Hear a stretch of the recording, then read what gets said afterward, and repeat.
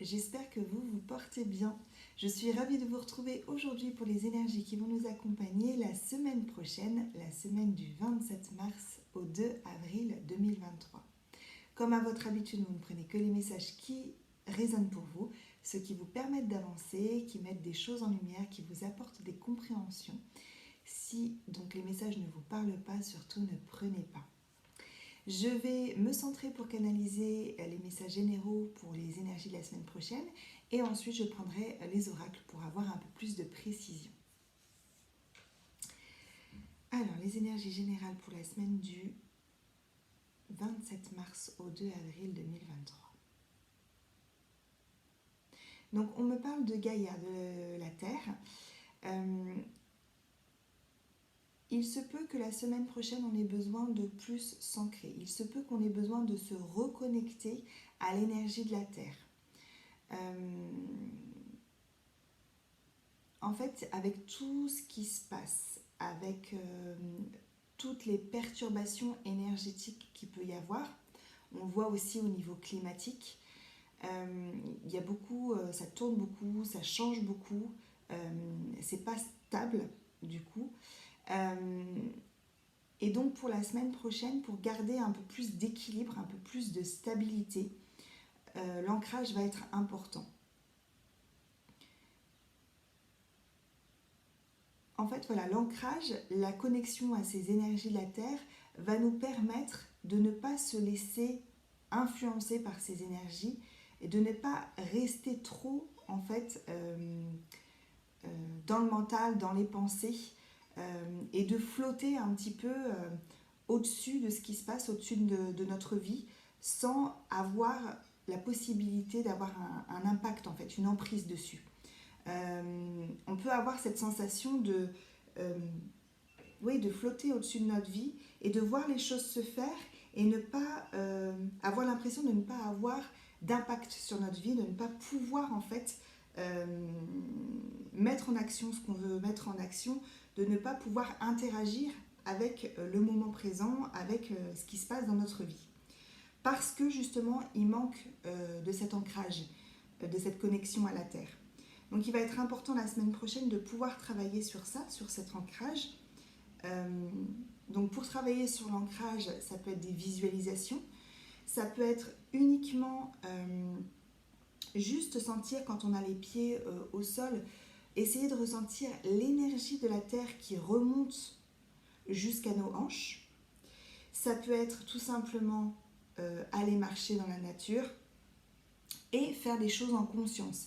C'est-à-dire à partir du moment où on est dans l'instant présent, à partir du moment où on est centré, on arrive à calmer nos pensées, on arrive à calmer notre mental et on est vraiment dans l'instant présent. Et à partir de ce moment-là, en fait, l'ancrage se fait naturellement. Donc ça peut être avoir des moments où l'on dessine, où l'on lit, où on est en fait concentré sur ce que l'on fait. Voilà.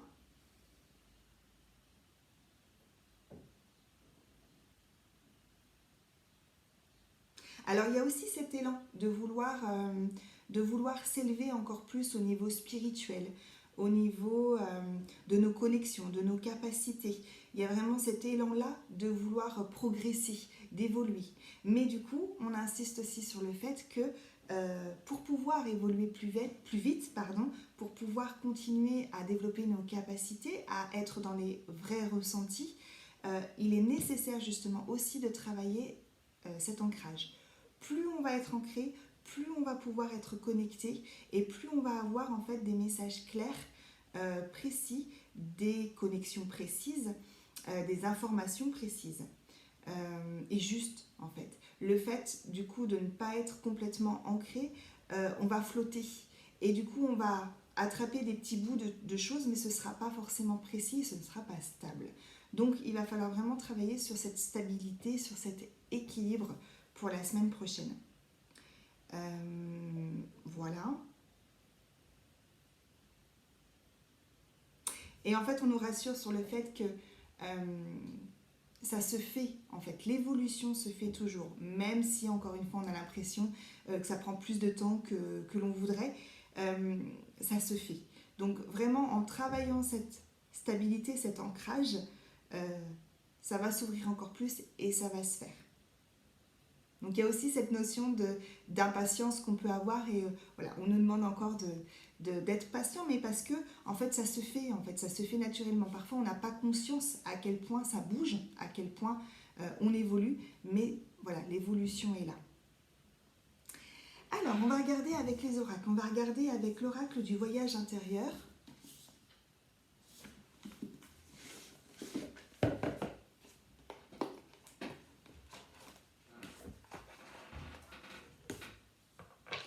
Donc les messages pour la semaine du 27 mars au 2 avril 2023, les énergies générales.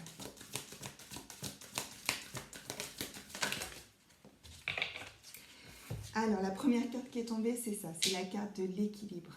Donc c'est bien ça, on nous demande vraiment de garder cette stabilité et pour avoir cette stabilité, il faut vraiment travailler sur cet ancrage.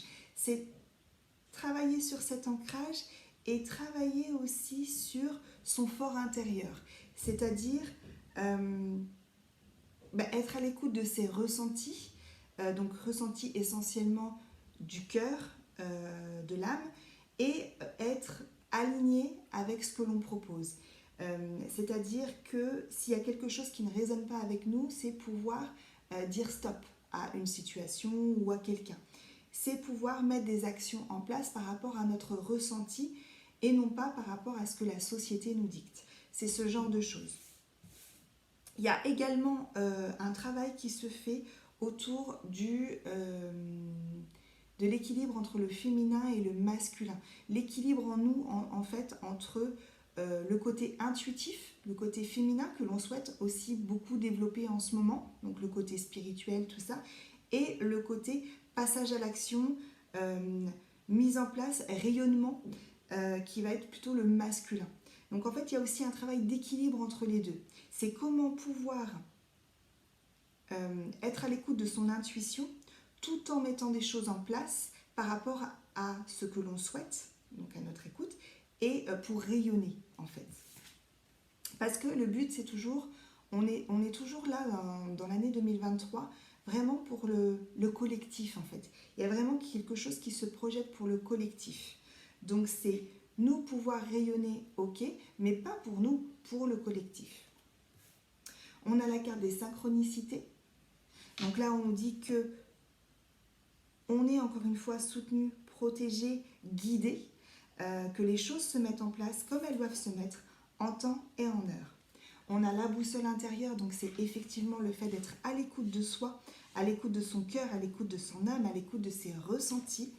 Et alors, être à l'écoute, c'est super, et c'est aussi accepter en fait ce que l'on ressent, que ce soit dans le positif ou que ce soit dans le négatif. C'est aussi être à l'écoute de ces parts d'ombre, être à l'écoute de ces émotions, qu'elles soient encore une fois positives ou négatives. Et pour pouvoir les transmuter, pour pouvoir comprendre, accepter et interagir en fait avec ces émotions. Les émotions que l'on croit, que l'on pense, que l'on dit être négatives sont en fait positives puisqu'elles nous permettent de faire un travail sur nous et elles nous permettent d'avancer. Donc sans ces émotions-là, sans ce travail-là, on n'évoluerait pas aussi vite. Donc en fait, c'est vraiment être à l'écoute de son être intérieur, de son moi profond, et que ce soit donc des parts d'ombre ou des parts lumineuses. On a la carte de la dualité. Donc c'est effectivement la suite de ce que je disais par rapport, de ce que les guides disaient par rapport aux parts d'ombre et à la lumière. C'est en fait accepter effectivement qu'on a en nous cette dualité, ce côté ombre, ce côté lumière, avec tout ce que ça inclut. Mais le fait que, effectivement, sans ces parts d'ombre, on n'évoluerait pas aussi vite, on ne ferait pas un travail sur nous aussi complet, aussi important pour notre évolution et pour nous libérer, en fait, apporter des guérisons. Donc c'est le travail sur la dualité pour l'instant qui va amener après à l'unité. c'est pouvoir travailler sur son côté masculin, sur son côté féminin, sur son côté lumineux, sur son côté ombre, pour en fait retrouver son être véritable, savoir qui l'on est véritablement.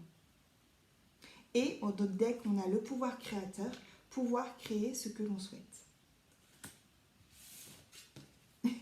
Et la carte d'après, on a la patience. Donc c'est ça.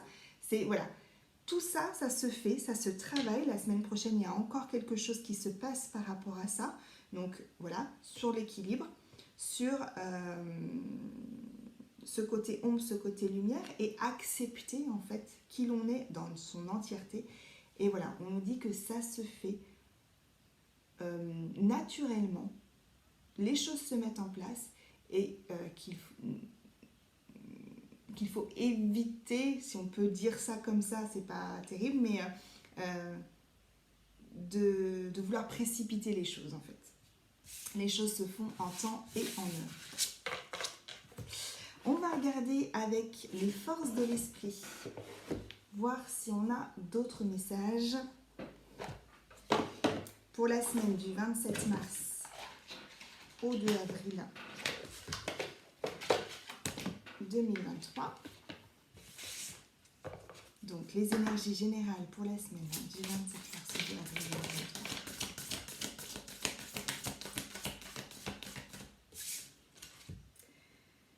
Alors on a tentation secrète, égarement. Et on a fragment d'âme, l'équilibre sera rétabli.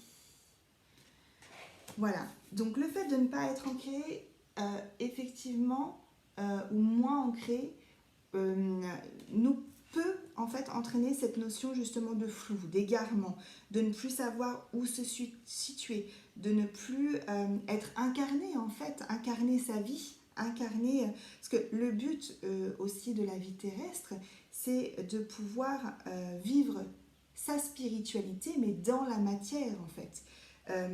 Donc si on est trop dans le mental, trop là-haut, trop et pas assez ancré, du coup on peut s'égarer en fait. On s'égare de notre chemin, on se détourne un peu de notre chemin puisque il est important de vivre sa spiritualité dans la matière. Mais on nous dit bien que en travaillant sur cet ancrage, on retrouve cet équilibre. Donc ça se fait. Donc ce sera peut-être effectivement nécessaire de travailler sur l'ancrage, mais les choses se font. Et on voit bien avec ces deux cartes que effectivement la semaine prochaine, le mental peut être en fusion en fait. Ça peut en fait travailler, tourner dans tous les sens. On aura peut-être besoin d'avoir des compréhensions, d'avoir des solutions, d'avoir des choses précises, des choses concrètes en fait. Il y a ce côté-là où on veut que ce soit concret. Et encore une fois, si on travaille sur notre ancrage, les solutions vont arriver. Et si on travaille aussi sur soi, sur l'écoute de soi, on a les solutions en nous, on a tout en nous. Donc, on trouvera les solutions à ce moment-là.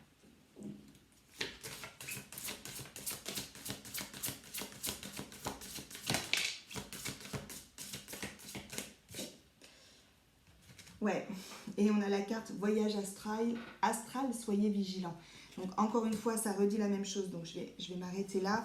Mais c'est encore une fois, travailler sur l'ancrage pour ne pas être trop là-haut. L'ancrage est hyper important pour tout, pour l'évolution, pour ne pas s'égarer, pour ne pas être dans le flou. Voilà, plus on sera ancré et plus l'évolution se fera et les solutions arriveront et l'évolution aussi sera équilibrée, sera juste. Voilà.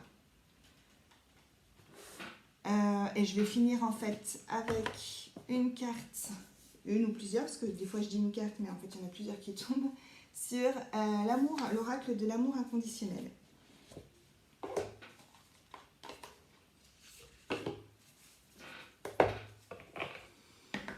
Pour la semaine du 27 mars au 2 avril 2023.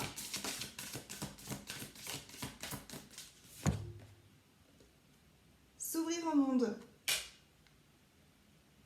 Donc c'est vraiment se recentrer, enfin pas se recentrer sur toi, mais trouver un équilibre intérieur en soi